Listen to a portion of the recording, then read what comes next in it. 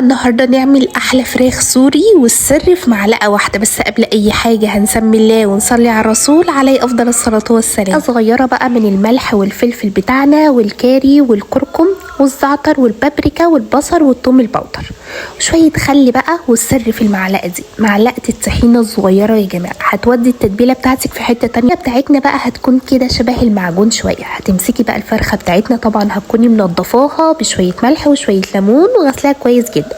هتدخلي بقى فيها التتبيله من تحت الجلد وفي الظهر وكل حته يا جماعه. ظبطيها، اعملي لها مساج.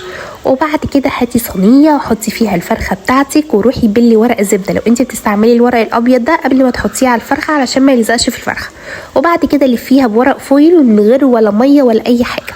دخليها الفرن على درجه حراره متوسطه لغايه ما تاخد اللون ده معاكي، وبعد كده شغلي عليها الشوايه. رز اصفر بقى او شويه عيش سوري وشويه بطاطس، وهتاكلي احلى وجبه سوريه بجد. حلوه قوي الفراخ دايبه دوب وطعمها فظيع يا جماعه. تتبيله حلوه قوي، لازم تجربوها. يا رب الوصفات تكون بتعجبكم، وبألف هنا وشفا. اشوفكم بخير فيديو جاي. سلام عليكم.